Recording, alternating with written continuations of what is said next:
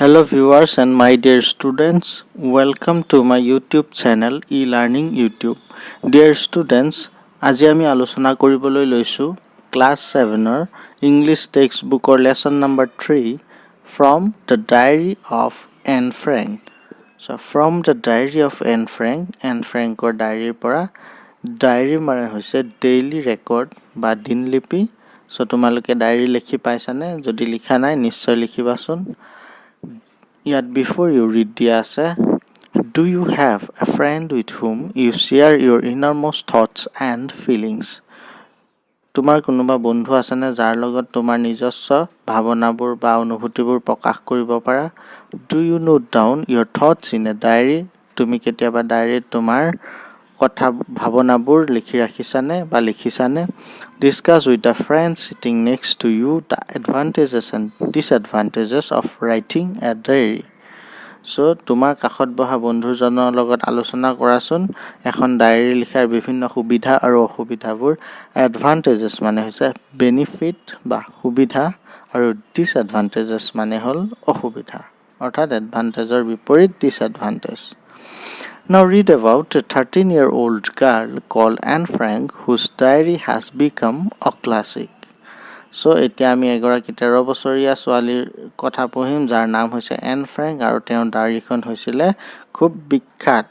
A classic মানে দি থৈছে ইয়াত a useful piece of writing remaining popular over decades. So decades মানে হৈছে period of 10 year বা অসমীয়াত যদি কওঁ যুগ.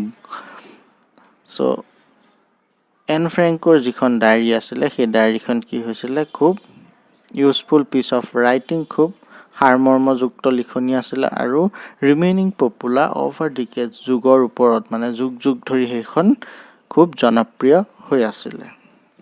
আহচোন আমি লেসনটোৰ মাজলৈ যাওঁ. A 13-year-old girl in the Netherlands was given a diary for her birthday on June 12, 1942. এজনী 13 বছৰীয়া ছোৱালী নেদাৰলেণ্ডৰ যাৰ বাৰ্থডেত এখন ডায়েৰী দিয়া হৈছিলে আৰু বাৰ্থডে আছিলে June 12, 1942. 2 days later, she started writing her diary. দুদিনৰ পাছত তাই ডায়েৰীখন লিখিবলৈ আৰম্ভ কৰিছিলে. The 13-year-old girl was Anne Frank. 13 বছৰীয়া ছোৱালীজনীৰ নাম আছিলে N Frank, born on June 12, 1929. আৰু জুন মাহৰ 12 তাৰিখে 1929 চনত জন্মগ্ৰহণ কৰিছিলে. She was the daughter of Otto H. Frank and her mother was Edith Frank.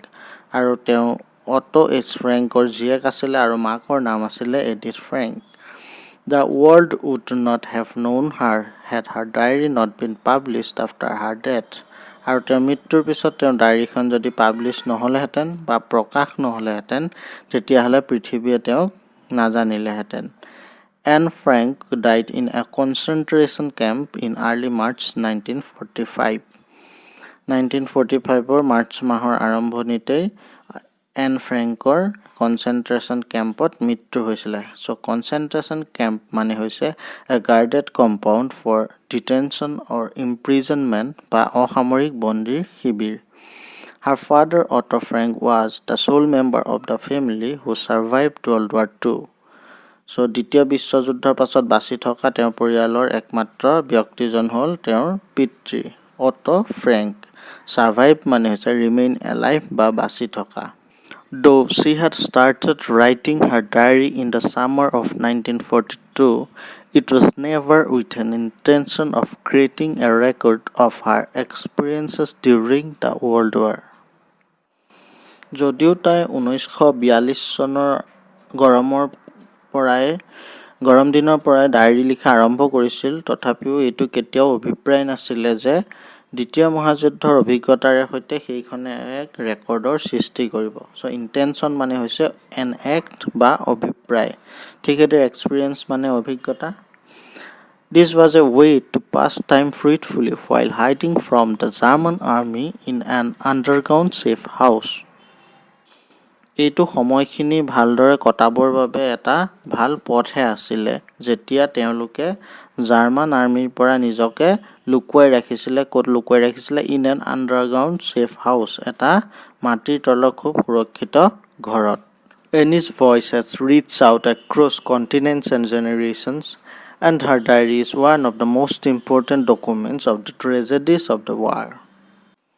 So এনিৰ ভইচ অৰ্থাৎ এনিয়ে সেই ডায়েৰীত লিখা কথাবোৰে প্ৰজন্মৰ পিছত প্ৰজন্ম আৰু মহাদেশ পাৰ হৈ গৈছিল has reached out across continents and generations, and her diary is one of the most important documents of the tragedies of the war. আৰু সেই যুদ্ধৰ যি কৰুণ গাথা বা যুদ্ধৰ যি দুৰ্ভাগ্যজনক পৰিস্থিতি সেই পৰিস্থিতিৰ এখন খুব আৱশ্যকীয় ডকুমেন্টছ আছিলে সেই ডায়েৰীখন অৰ্থাৎ সেই ডায়েৰীখনৰ দ্বাৰাই যুদ্ধৰ সেই পৰিস্থিতিৰ বিষয়ে উমান পোৱা গৈছিলে ট্ৰেজেডিছ মানে ফ্যাটাল ইভেন্ট বা কৰুণ বা দুৰ্ভাগ্যজনক সো ইয়াত এটা ডেট দিয়া আছে Sunday 14 June 1942 On Friday 12 June I woke up at 6 o'clock and no wonder it was my birthday so শুক্ৰবাৰ দিনাখনি ৰাতিপুৱা যেটো 12 জুন আছিল মই 6 বজাত সাৰ পাইছিলো আৰু তাত বিস্ময়কৰ বা বিস্ময় হ'ব লগা কোনো কথা নাছিল ইট ওয়াজ মাই বাৰ্থডে দিনাখনি মোৰ জন্মদিন আছিল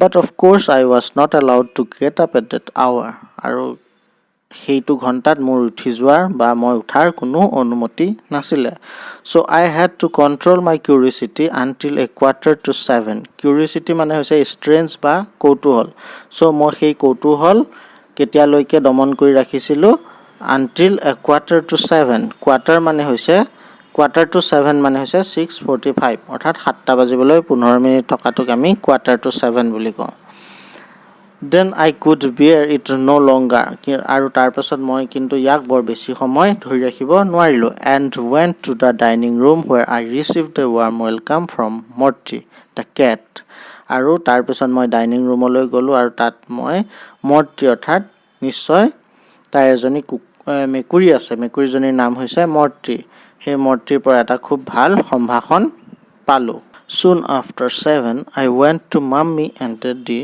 and then to the sitting room to undo my presents so 7 বজাৰ পিছতে মই মা আৰু দেউতাৰ ওচৰলৈ গৈছিলো আৰু তাৰ পিছত সিটিং ৰুম অৰ্থাৎ বহা ৰুমলৈ গৈছিলো আৰু মোৰ প্ৰেজেন্ট বিলাক খুলিছিলো the first to greet me was you possibly the nicest of all so প্ৰথম যেটো অভিবাদন পাইছিলো সেইটোৱে হলা তুমি সম্ভৱতঃ সকলোতকৈ ভাল লগা so you বুলি আজে কৈছে সেই ইউটোৱে হল এই ডায়েৰীখনৰ কথা ক'ব বিচাৰিছে then on the table there was a bunch of roses আৰু টেবুলত আছিল গোলাপৰ এটা থোপা a plant এটা গছৰ পুলি and some peonies আৰু কিছুমান peonies হল soy flower বা এবিধ বিশেষ ফুল and more arrived during the day আৰু দিনটোৰ প্ৰায় আৰু আহি আছিল তেনেকুৱা ধৰণৰ present I got masses of things from mommy and daddy and was thoroughly spoiled by various friends আৰু মই মা দেউতাৰ পৰা বহুতো বস্তুৰ দম উপহাৰ পাইছিলো বা বহুত বস্তু পাইছিলে আৰু সেইবিলাক ক্ৰমান্বয়ে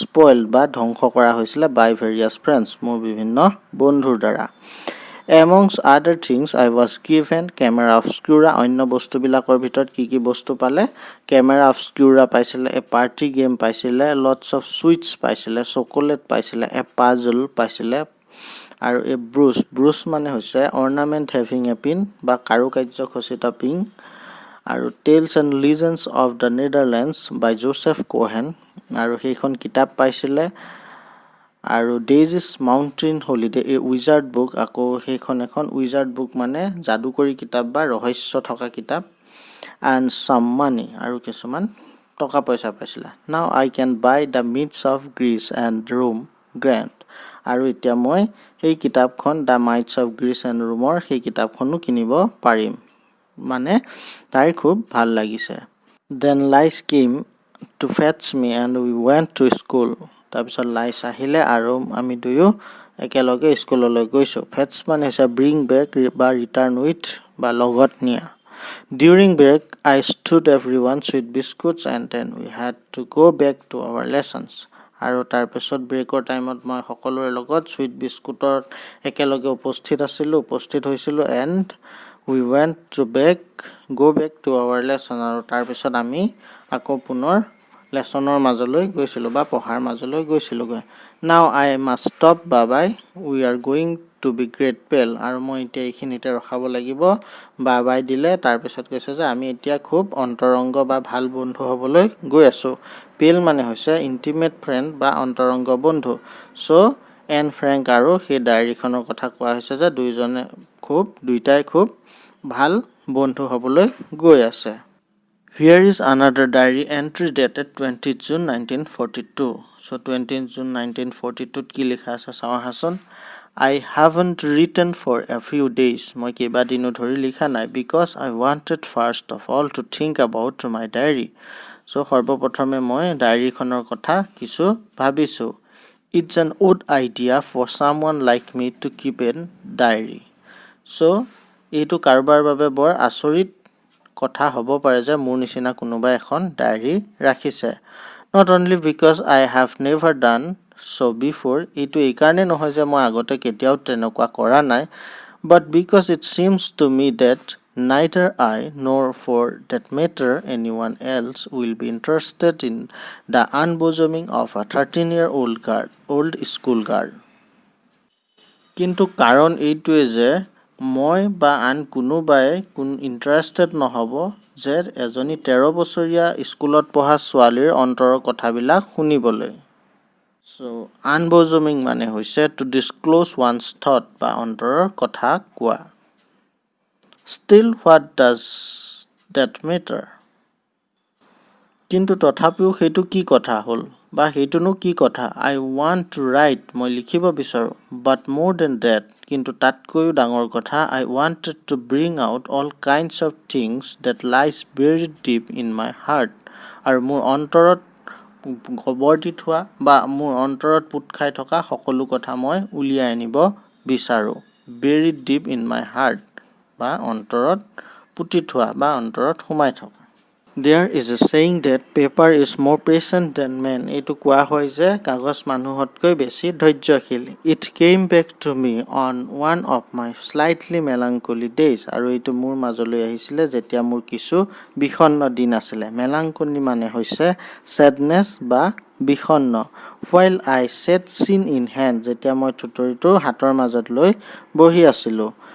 Feeling too bored and limp even to make up my mind whether to go out or to stay at home.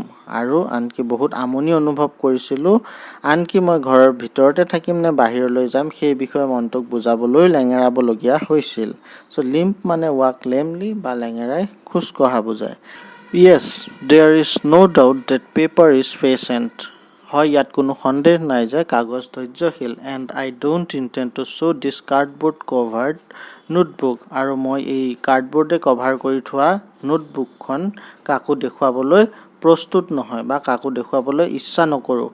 Bearing the proud name of diary, যিটোক সম্ভ্ৰান্ত নামেৰে ডায়েৰী বুলি কোৱা হয়, to any one unless I find the real friend boy or girl probably nobody cares, যেতিয়ালৈকে মই এজন সঁচা বন্ধু বিচাৰি নাপাওঁ, সেইজন ল'ৰাও হ'ব পাৰে বা ছোৱালীও হ'ব পাৰে, সেইটো কোনেও কেয়াৰ নকৰে। And now I come to root of the matter. এতিয়া মই আচল কথাটোলৈ বা আচল বিষয়বস্তুলৈ আহোঁ। The reason for my starting a diary, মোৰ ডায়েৰী লিখাৰ আচল কাৰণটো হ'ল, it is that I have not such real friend. সেইটোৱে হ'ল যে মোৰ কোনো আচল বা প্ৰকৃত বন্ধু নাছিলে। Hence this diary, সেইবাবে এই ডায়েৰীখন। In order to enhance in my mind's eye the picture of the friend for whom I have waited so long. সেইবাবে মোৰ মনৰ চকুৰে দেখা বন্ধুৰ ছবিখনক দাঙি ধৰিবলৈ, যিজন বন্ধুৰ বাবে মই বহুত দিন অপেক্ষা কৰিলোঁ। I don't want to set down a series of bold facts in a diary like most people do.